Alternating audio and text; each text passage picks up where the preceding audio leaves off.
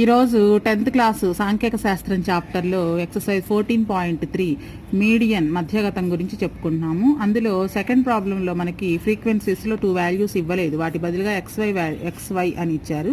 ఈ XY values కనుక్కోవాలి. ఒకసారి లెక్క చూడండి. క్రింది పట్టికలో ఇవ్వబడిన 60 రాశుల మధ్యగతం 28.5 అయిన XY విలువలు కనుక్కోండి. ఈ మధ్యగతం నిన్న ఎలా అయితే చేసామో అదే ఫార్ములా వేసుకుని చేయాలి. ఈ XY వాల్యూస్ కనుక్కోవాలి. మధ్యగతం వాల్యూ ఇచ్చారు 28.5 అని ఇచ్చారు, దీని విలువ కనుక్కోవాలి. ఇప్పుడు ఈ లెక్క ఎలా చేయాలో నేర్చుకుందాం.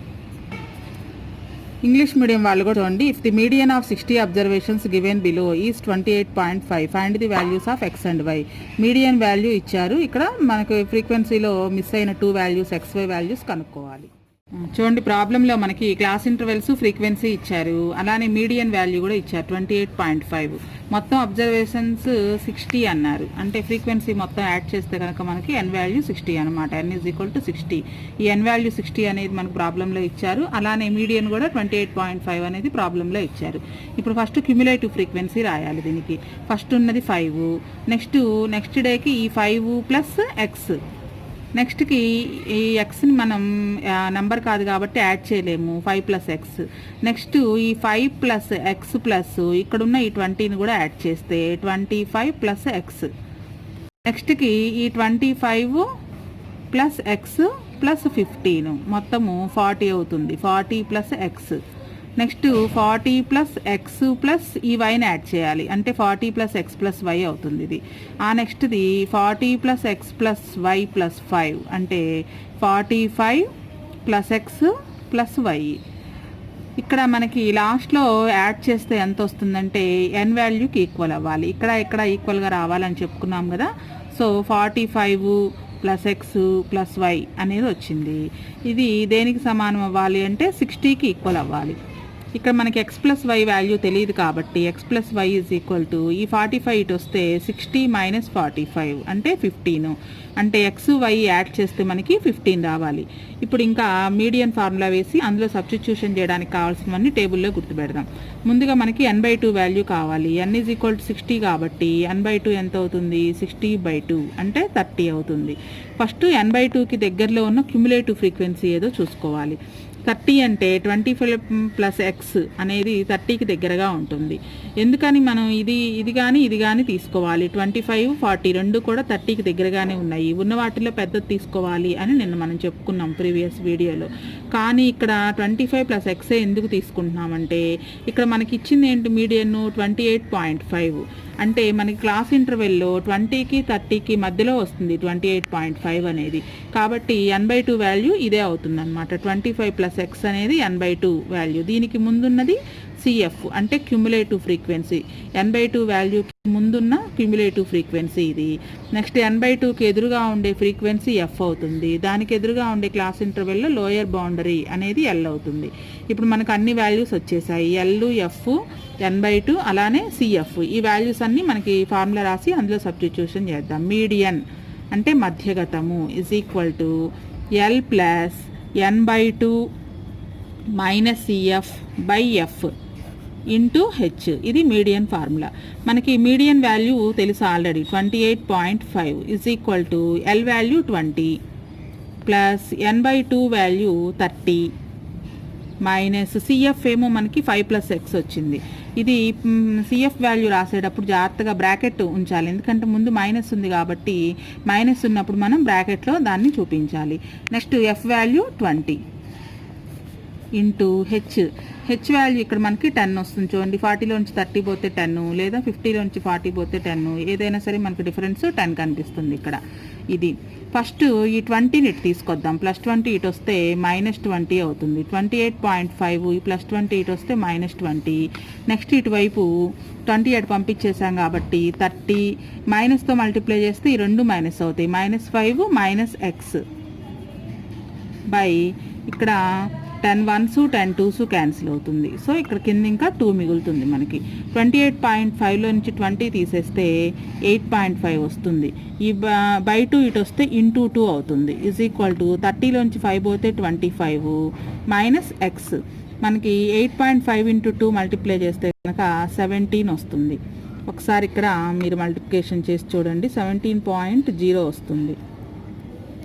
2 8s 16, 1 యాడ్ చేస్తే 17 అంటే 17. నెక్స్ట్ ఈ 25 ఇటు వస్తే -25 అవుతుంది, is equal to -x.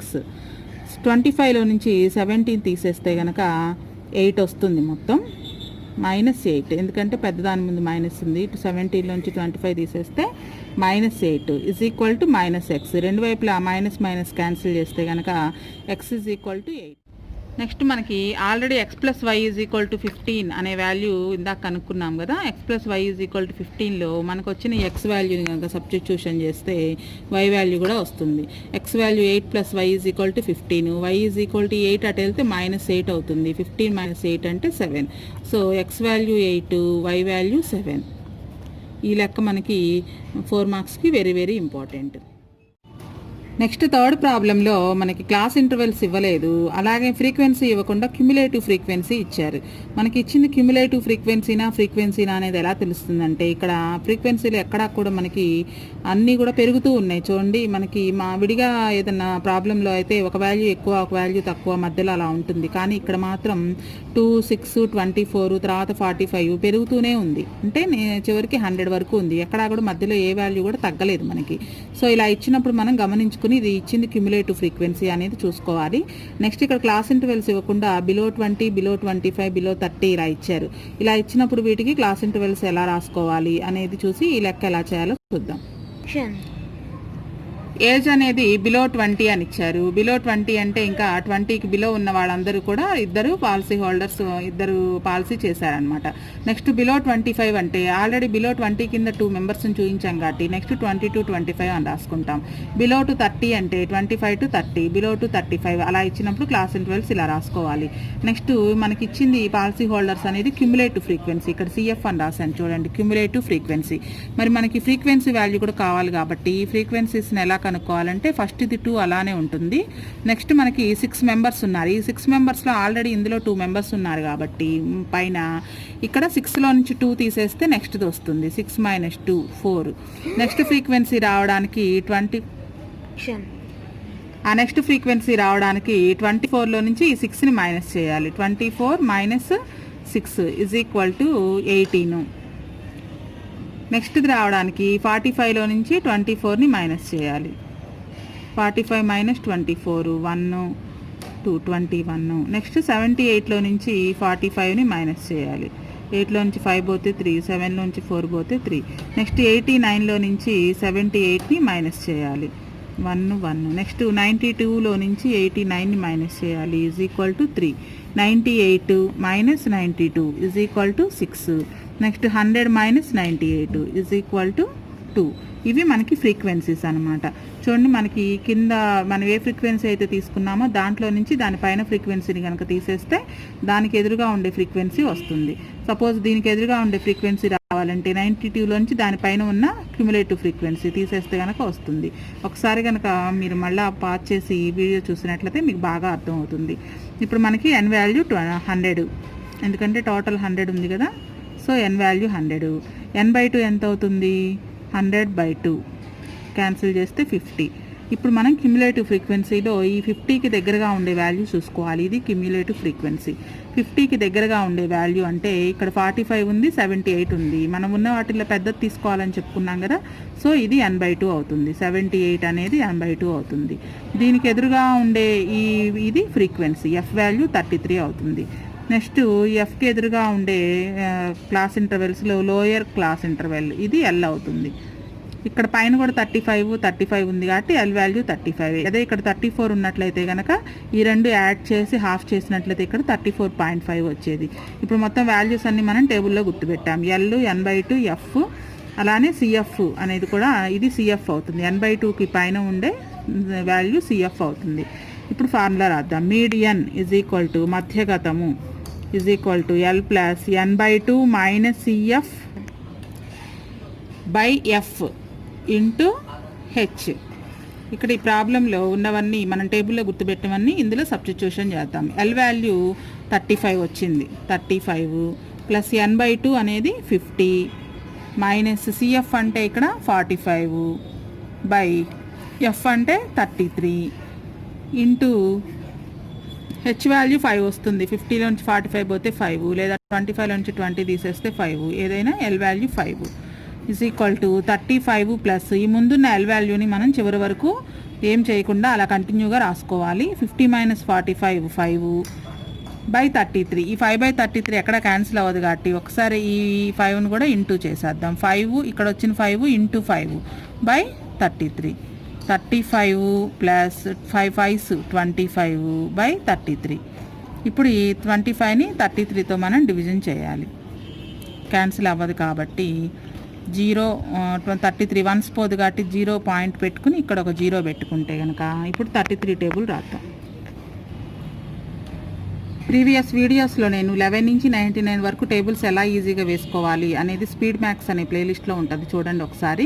33 table ఈ విధంగా 1 మినిట్లో ఈజీగా వేసుకోవచ్చు. ఇది చూస్తూ మనం ఈ డివిజన్ చేద్దాము. 250 ఉంది. 250కి దగ్గరలో ఉన్నది మనకి 231, అంటే 7s 33 7s 231. ఈ 250లో నుంచి 31ని తీసేయాలి. నెక్స్ట్ ఇంకొక 0 పెట్టుకుంటే కనుక 190కి దగ్గరగా ఉన్నది ఇక్కడ 165 పోతుంది, అంటే 5s 165. 7లో 8లో 6 పోతే 2, మళ్ళీ 250 వచ్చింది. 250 అంటే మళ్ళీ 7s పోతుంది, 231. మళ్ళీ 19 వస్తుంది, 0 పెడితే మళ్ళీ 5s 165. ఇంక ఇది కంటిన్యూగా వస్తూనే ఉంటుంది కాబట్టి ఈ పాయింట్ తర్వాత ఒక 4 నెంబర్స్ 4 డెసిమల్ ప్లేసెస్ వచ్చే వరకు చేసి ఆపేసేయచ్చు. ప్లస్ దీని వాల్యూ 0.7575. 35కి దీన్ని యాడ్ చేస్తే 35.7575. సో దీని మీడియన్ 35.7575.